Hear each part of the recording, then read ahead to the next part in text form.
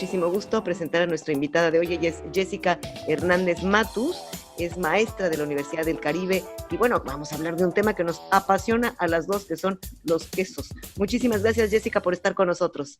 Muchas gracias por la invitación y pues es un placer. Pues hay que empezar con cómo se elabora un queso. Pues el queso es un proceso en el cual lo que vamos a buscar es solidificar los sólidos o separar los sólidos de lo que es el líquido de la leche. Y esto va a consistir básicamente en 5 etapas. La primera es preparar la leche, llevarla a una temperatura adecuada para poder agregar las enzimas que van a trabajar con las proteínas de la leche para lograr separar el suero y todo lo que son los contenidos de grasa y otros sólidos que tiene la leche. Una vez que ya tenemos esto, vamos a obtener una consistencia como si fuera un flan, ¿no?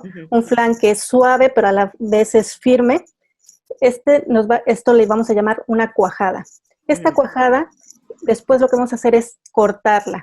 Una vez que tenemos dados o cubos, el suero se va a empezar solito a separar de estos sólidos y entonces entramos al tercer paso, que va a ser colarlo. Ya que lo tenemos colado, podemos agregar sal y entramos al último proceso, si es que es un queso fresco, que es prensarlo y moldearlo. Lo podemos moldear en aros que pueden ser de plástico, que pueden ser de aluminio, que pueden ser incluso de mimbre. En algunas regiones de México lo pueden hacer en unas canastas tipo mimbre y le vamos a poner un peso. Este peso nos va a ayudar a que sea una consistencia firme, pues característica propia del queso. Si no le ponemos este peso, tendríamos más o menos un queso con una textura como un queso untable. Podríamos hablar de eso. Justamente de ahí va mi siguiente pregunta, que de qué dependía la textura y el sabor del queso. Bueno, nada más, la última etapa, si no hablamos de un queso fresco, sería un queso madurado, que se conserva en algunas cavas o en algunos almacenes a temperaturas adecuadas para que siga desarrollando su sabor. Y bueno, ¿de qué depende la textura? Primeramente yo podría decir que estamos hablando de un queso de un tipo de leche específica. Por ejemplo, una leche de vaca, una leche de cabra, una leche de oveja van a tener sabores totalmente diferentes.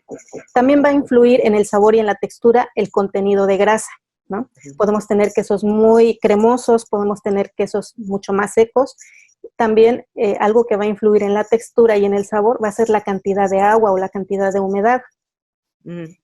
Por ejemplo, cuando estamos elaborando un queso y el corte de los dados de la cuajada se hace muy fina, aquí lo que vamos a obtener es una consistencia más seca, porque se va a salir más suero y por lo tanto nuestra masa al final va a ser, pues sí, más seca, ¿no? Por ejemplo, podríamos hablar del caso de un queso añejo, que incluso se puede desmoronar porque tiene muy poca cantidad de agua.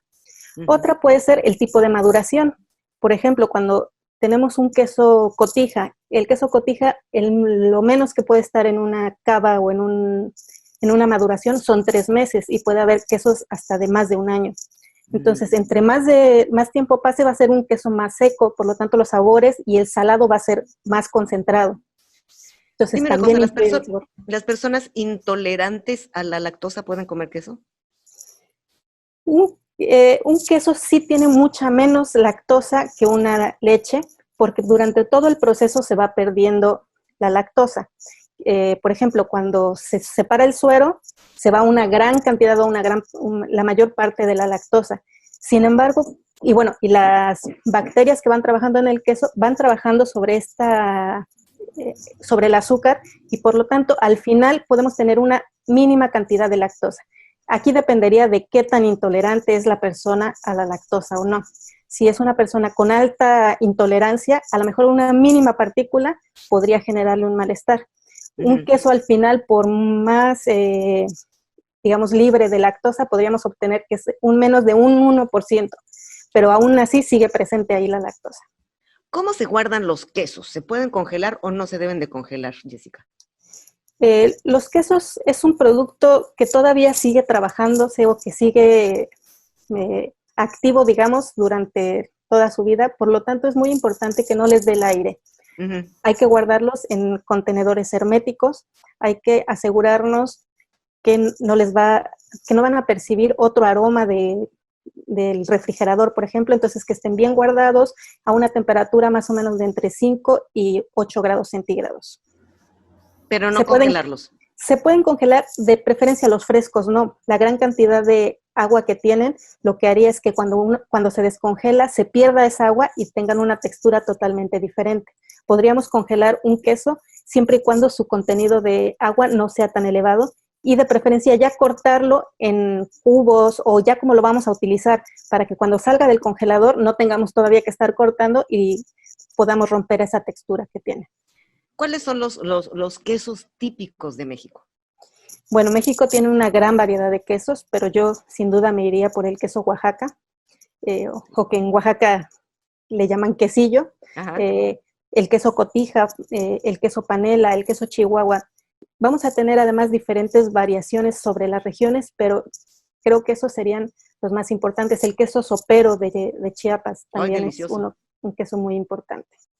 Una pregunta que ahorita se me ocurrió, tenemos muy poco tiempo, pero, por ejemplo, cuando uno compra un queso cotija, un queso cotija, un queso, ¿cómo se llama? El fresco, siempre tiene como un suerito, como un líquido, ese líquido es tu suero, ese no se lo debemos de quitar, se tiene que quedar dentro del panela. El queso panela, es un queso, es un suero que le va a salir al queso porque son sus características de él. Hay que quitarlo, ¿no? Realmente no es importante si se quita o no. Para almacenarlo a lo mejor sí, para que realmente mantenga esta humedad o esta textura, pero si ya lo vamos a consumir, pues no es necesario que nos quedemos con ese suero. Caray, además tantos platillos que se pueden preparar con el queso. Sí. Ya nada más de pensar en un queso fundido, aunque claro, es otro tipo de queso del que estábamos hablando. En una quesadilla. Simplemente una quesadilla, caray, qué delicia, ¿no? Sí. La puedes disfrutar en la mañana, en la tarde, en la noche. Y que creo que no es un platillo que hay en muchos lados del mundo, además. Sí, no. Es un platillo muy, muy nuestro. Sí.